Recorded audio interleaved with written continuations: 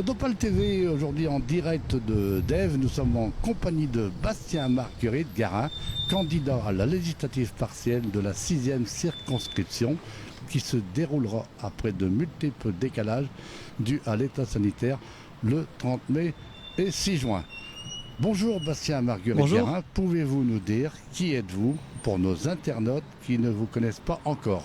Bien sûr, donc Bastien Marguerite Garin, je suis candidat aux élections législatives partielles qui vont avoir lieu les 30 mai et 6 juin prochains, candidat pour le Parti Socialiste, le Mouvement des Citoyens, Place Publique et les Radicaux de Gauche, donc un rassemblement de la gauche large. Et je suis par ailleurs donc avocat de formation et conseiller municipal délégué de la ville de Boulogne-sur-Mer. Comment s'est déroulée la campagne pour cette législative partielle avec ces nombreux reports? Cela n'a pas dû être simple de faire campagne. C'est une campagne législative bien évidemment inédite par sa longueur et par les multiples reports. Néanmoins, j'ai été très attaché tout au long de cette campagne à ne pas être seulement, comme l'ont fait certains, présent dans les 2-3 dernières semaines avant le premier tour, mais bien à être sur le terrain pendant ces 8 mois pour développer, affiner, échanger sur mes propositions avec les élus locaux, les professionnels et l'ensemble des habitants de la 6e circonscription du Pas-de-Calais. Il était important de montrer que l'on est sur le terrain, quel que soit finalement l'état sanitaire, bien entendu dans le respect des règles sanitaires, et quels que soient les différents reports plus ou moins justifiés par le gouvernement. Vous disiez le 24 mars dernier, dans un communiqué, pour le gouvernement et sa représentante, le meilleur moyen de ne pas perdre une élection, c'est qu'elle n'ait pas lieu. Vous pouvez nous expliquer? Bien sûr.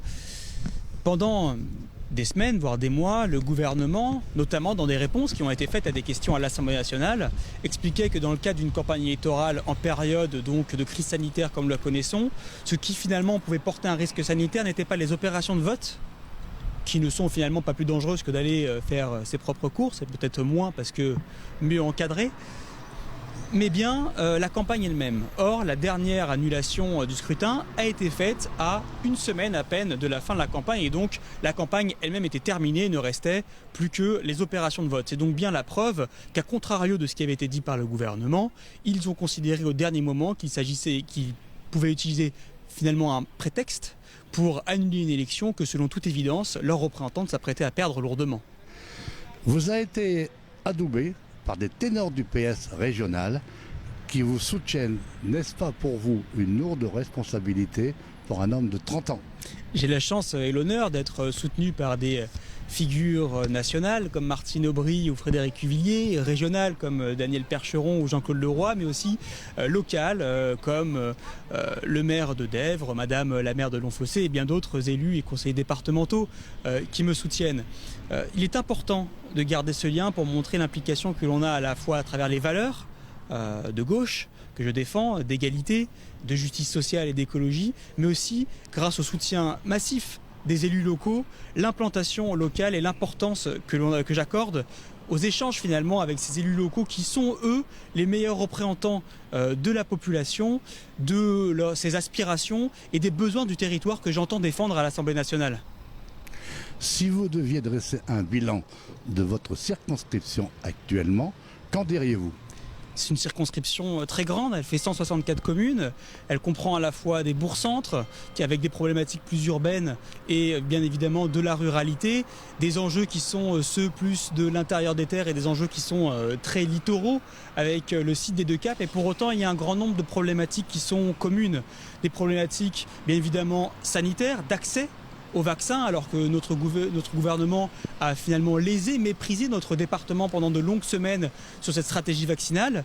Des enjeux aussi qui sont des enjeux de lutte pour les services publics avec le maintien de services publics de sécurité et bien entendu la lutte contre la désertification médicale à travers l'accentuation de la politique de salariat de médecins qui permettent à chacun d'avoir accès à la santé. Et enfin, des enjeux de pouvoir d'achat finalement beaucoup de nos concitoyens de la circonscription qui ont été parmi ceux qui ont œuvré dans cette année passée face à la crise sanitaire pour faire tourner notre pays et qui n'ont pour beaucoup d'entre eux pas vu l'ombre d'une revalorisation salariale, et on voit bien aujourd'hui qu'il est urgent d'aider, de favoriser davantage et d'augmenter le pouvoir d'achat de tous ceux qui ont travaillé dur cette dernière année pour faire tourner notre pays.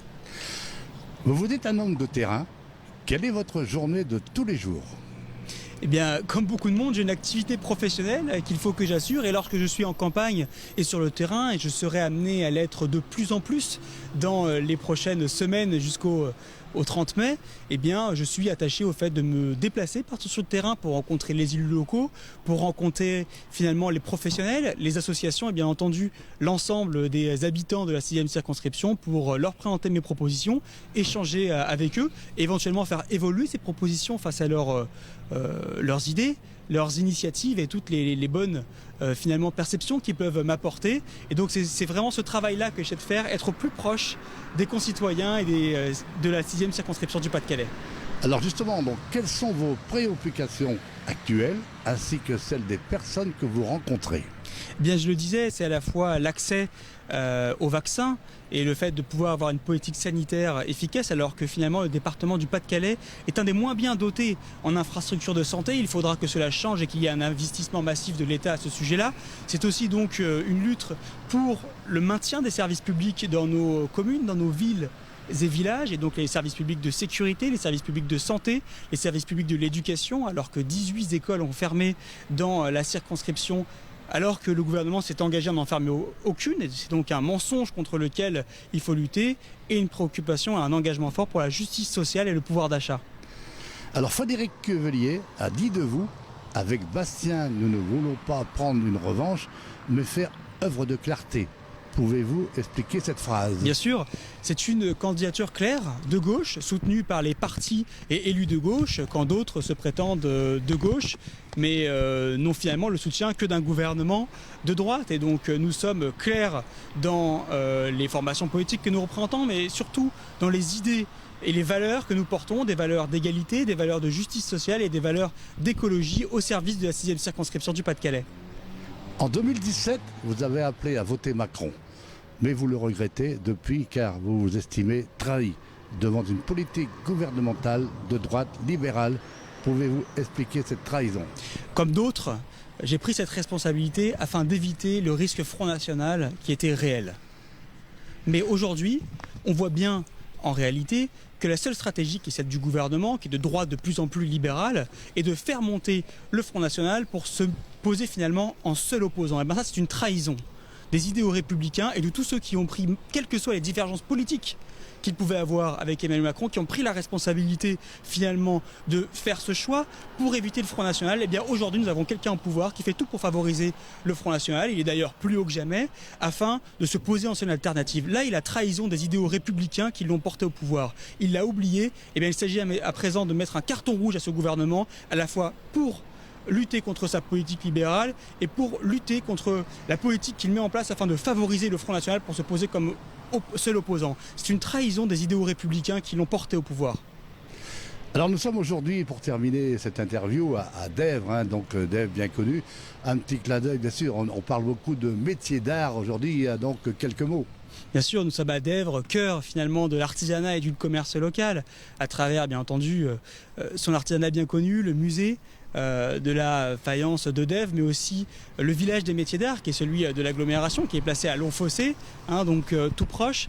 Et il est important aujourd'hui de valoriser ces métiers de l'artisanat, ces métiers du commerce. On a vu avec la crise sanitaire l'importance qu'il y avait finalement d'avoir un commerce local qui soit dynamique, qui soit accompagné, qui soit porté. Et je serai vigilant à l'Assemblée nationale, bien entendu, à soutenir nos artisans, nos commerçants, à faire en sorte qu'on puisse faire vivre nos villes et nos villages et mieux vivre nos artisans et nos commerçants. Eh bien, merci Bastien Marguerite Garin, et retrouvez bien sûr cette interview sur Odopal TV. Merci. Merci.